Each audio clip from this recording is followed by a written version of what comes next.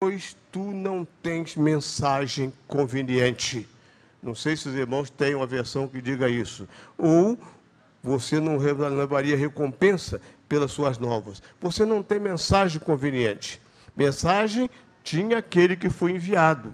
Mensagem só tem aquele que é enviado, aquele que é chamado. Não é aquele que se apresenta e se coloca no lugar de pregador, de levar a mensagem. E quando alguém se mete a fazer isso, a consequência é que essa pessoa é deixada de lado. Então tinha um observador lá no palácio e viu alguém vir correndo. Então ele gritou para o rei e disse: olha, vem um homem correndo só. E pelo seu correr, parece ser o Cusita. Então disse Davi: esse traz novas, porque ele é homem de bem. Ele é homem de bem. Aí depois ele olha e vem um outro correndo. Viu? Aí, olha, primeiro Imaás, digo. Depois ele vê um outro correndo e disse: olha, rei, vem um outro homem correndo só. Então disse o rei: olha, ele também traz notícia. Se ele vem só, ele traz notícia. E quando o indivíduo que não tinha a mensagem conveniente, ele logo perguntou: vai bem? Como é que está a guerra? E vai bem com o moço Absalão? Então aquele que não tinha mensagem falou assim: olha, o rei, eu não sei de nada não. Eu saí de lá e eu vi um alvoroço, mas eu não sei bem o que aconteceu. Não adiantou nada, ele correu uma distância enorme para chegar lá e dizer que não sabia, que ele tinha visto um alvoroço. Então disse o rei: põe-te aqui de lado, fica aqui de lado. Então daqui a pouco chega o enviado, que tinha a mensagem. Então Davi perguntou: escuta, vai bem com o moço? Vai bem com Absalão? Então ele em parábola disse: como o moço sejam os teus inimigos. Quer dizer, morreu. Então o rei ficou muito triste e subiu para o terraço, para o seu quarto, e chorou amargamente. E ele disse: ó, Absalão, Absalão, meu filho, quem me dera morrer a eu em teu lugar. Absalão, meu filho, eu gostaria de ter morrido em teu lugar, não que você morresse. Então, ele chorou muito, ele ficou muito contrariado com aquela questão. Mas voltando ainda à história de Davi com a Batseba, já teve mais uma consequência que esqueci de falar para os irmãos entre meio, que Deus mandou dizer também a ele que a criança que estava para nascer, o que ia acontecer com ela? Ela ia morrer. Ela ia morrer. E, de fato, daqui a pouco a criança ficou muito doente e Davi, preocupado, passou a jejuar e a orar, enfim, ele teve uma batalha com Deus, mas não adiantou, porque a criança morreu. E quando a criança morreu, nós temos uma outra lição que serve para todos nós, inclusive do aspecto doutrinário. Quando a criança morreu, Davi se levantou, se banhou, óleo no cabelo tal, e chamou lá os seus serviçais: bota comida para mim, bota o melhor que tem para se comer, vinho, etc. Tal. Então ele começou: rei, não estou entendendo. A criança estava viva, tu não comias. Agora que ela morreu, tu manda vir comida e comer. Você é assim, porque eu agora não posso fazer mais nada. Agora não posso fazer mais nada. Eu jejuei, eu orei para ver se Deus tinha misericórdia e poupava a criança. Mas isso não aconteceu, agora eu vou comer, porque eu sei que eu irei a ela, mas ela não voltará a mim.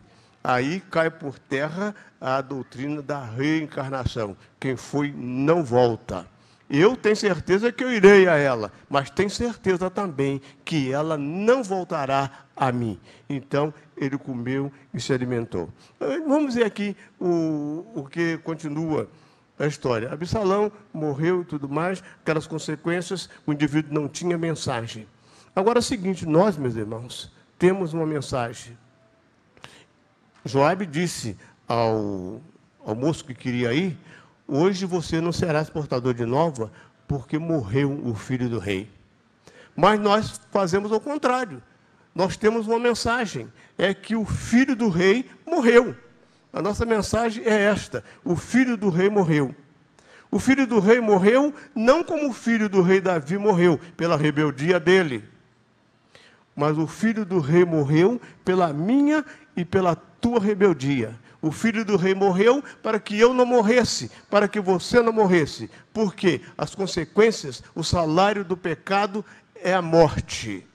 E como nós estamos falando de fé, o programa desta noite fala de fé, mas para não morrer é necessário que exercitamos a fé.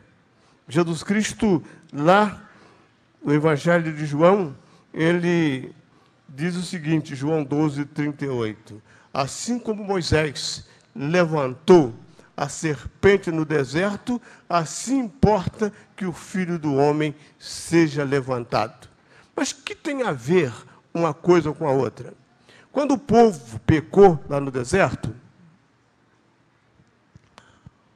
Deus mandou como castigo para aquele povo serpentes que picavam as pessoas e era quase que instantâneo.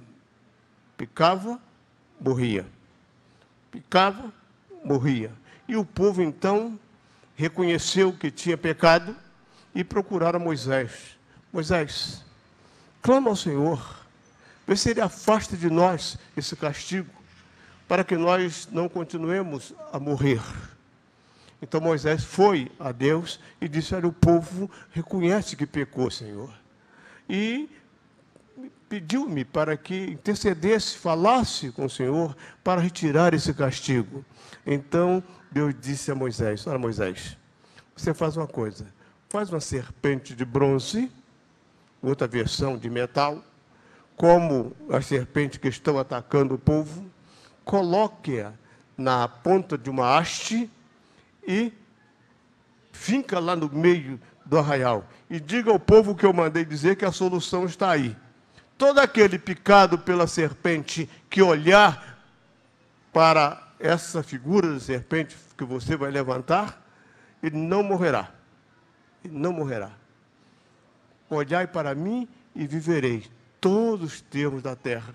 Olhai para mim e vivereis todos os termos da terra. Há um hino do cantor cristão que diz, terás vida em olhar para Jesus Salvador. Ele diz, vida eterna eu te dou. Pois então, pecador, considere esse amor. Vê Jesus que na cruz expirou. E Jesus ainda disse mais, quando eu for levantado da terra, todos atrairei a mim. A necessidade de olharmos para Jesus. Então, aquelas pessoas que olhavam para aquela serpente de metal, crendo que Deus podia fazer, as pessoas não morriam. E aqueles que, picado pela serpente, e não olhava para aquela serpente de metal, bufute, morria.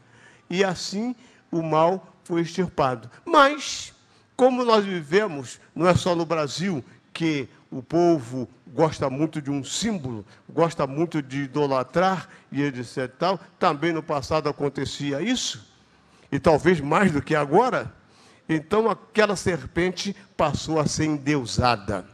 O povo começou a adorar aquela serpente. Atribuiu à serpente e não a Deus o fato de terem livrado da morte. E começaram a adorar. E adoraram por bastante tempo, até que surgiu um novo rei de Israel chamado Josias, que fez uma verdadeira reforma religiosa, passou a vassoura, enfim, limpou os cantos, como dizia o falecido pastor José de Miranda Pinto, quando o pastor Irlande Pereira de Azevedo assumiu a igreja do Meia, e muitos anos pastoreada pelo José de Miranda Pinto, e então chegavam lá para se queixar. Pastor, o pastor Irlande está fazendo isso, o pastor Irlande está fazendo aquilo, e mais não sei o que e tal. Ele dizia, calma, vassoura nova é que varre os cantos. Vassoura nova é que varre os cantos. Não é assim que acontece na vida diária? O irmão está com a vassoura já velhinha, já com o canto comido, com aquele cantinho lá na casa, né? É difícil de ir lá tirar, tem que fazer uma manobra lá com a vassoura para tirar aquela sujeirinha, mas a vassoura novinha, com as piaçavas ainda intactas, vai lá e limpa tudo. Quando chegou lá o pastor novo, que começou a tirar os resíduos lá do canto, enfim, ele começou a incomodar.